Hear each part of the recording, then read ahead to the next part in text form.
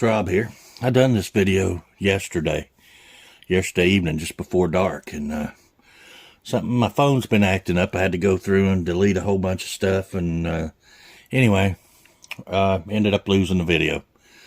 So we're going to redo it today. I put everything back in the box, so it's not a really true unboxing because I've already done this video, but we'll do it again. You know, practice makes perfect. Anyway, we have the Fokoos Lazer rangefinder, and this is a model FR20. Actually, one or plus or minus 1 yard, range from 5 yards to 1,200 yards. Weight 172 grams. Shenzhen Apeman Innovations Technology Company Limited in Shenzhen, Guangdong, China. So these are made in China, like most electronic things we buy these days. Seems to be the norm. Pretty much everything is made in China. And I packed it back the way it was. So inside here you have this is a Gloff. I think they meant golf. Lazer rangefinder. No wonders they can't come up with better names. They can't spell golf. Anyway, that's funny. So anyway, it tells you a little bit about it. It comes with 3 modes, and also has a slope mode. So your mode switching is done just by a single button on top. Mode 1 is just ranging and scanning measurement mode. So you push the button, hold the button, and it scans, and you can move from one object to the other. So that's just a scanning mode. Mode 2, professional golf mode. So it has a lot more stuff for golf, like slope, compensation, distance. And I guess if you're hunting out of tree stands, you could use that too. You know, so your buttons, I'll go over the buttons with you here in a minute. But it comes in this nice case, kind of white and black case. Black with a white zipper and logo. But inside you have your Lazer rangefinder unit itself. And you have your lanyard if you want to use the wrist lanyard. You have your USB, and this is micro USB, not USB-C, and a lens cleaning cloth. So inside this bag you have your unit itself.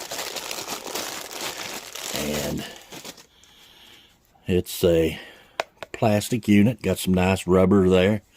Here is your slope. So that's your slope button to find slope.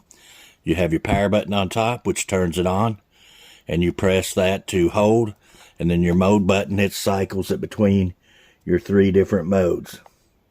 We're going to take this outside, and we're going to compare it with our Go Sport, which I have checked this with a 100-foot tape measure out to 200 feet. I mean, where I lived before, I had limited space, so that's about as much as I could check it.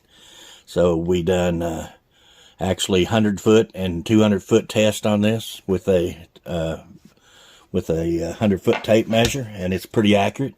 It's really close. It's probably within its tolerances there at that ranges. So we're going to kind of compare that one to this one just to see if we're, you know, pretty well accurate out to some distances. So we're going to take this outside, and we're going to try it out at some distance and see what it says. See if it's pretty close to the Go Sport unit that we have here. So stay tuned, and we'll continue with this outside. Okay, folks, we're outside here. We have our Go Sport rangefinder. It's cold and nasty out today, and I'm recovering from pneumonia. So I'm not going to be out here but a few minutes because it's probably not the best thing for me to be doing today. But we're going to do this real quick. If you can see out there in front of you, the old truck sitting up there in the woods, it's right there. And if I ain't mistaken, we done this last night, it was 148 yards. So the Go has 147.9. That's consistently, I've hit it 3 times. So let's see what our Fokoos rangefinder says. So this is a slightly, this is a LCD where the other is LED. 147.6. So just a little bit of difference, not much. Trying to get the eyepiece adjusted here to my eye. Okay, so we're pretty close there. Okay, let's go up here to the end of that building, and I'm gonna shoot right up at the arch, right up toward that little white plate on the top, and see what we get. So with our Fokoos,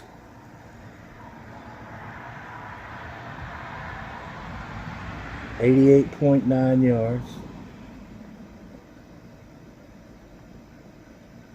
I'm shaking, so I hit it 3 times. It was 88 point something every time within a few inches.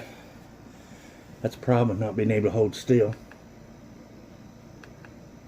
And 86.8. So we had 86.8 and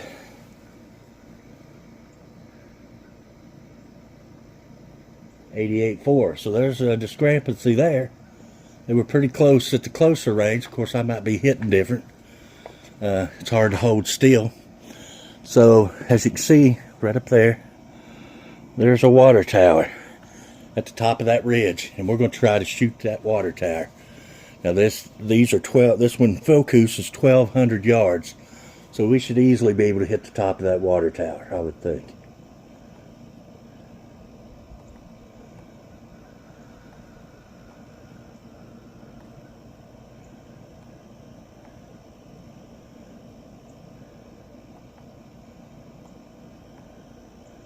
.187.4.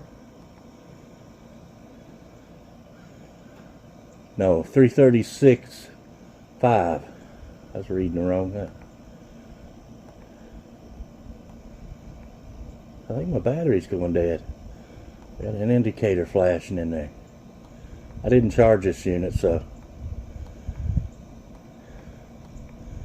Well, I don't think we're going to get to read because of the low battery.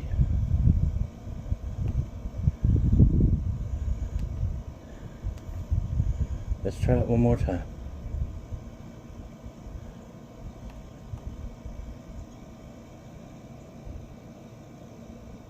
.337.5. I'm gonna have to charge this battery. I should have done that before I started. So we have 337.5 and 336.9 with the so it's pretty close. Could be the battery being low and the reflecting off that building that caused the difference in that. I'm gonna have to charge this battery, but let's do one more. If you can see right over here, there's a little brush pile and there's a stump right in front of it. So we're gonna shoot it first with our go. If I can hold it still. 90, 88, 90.8 yards. So 90.8 yards. Let's see if we can get this thing to work one more time before I have to charge the battery. And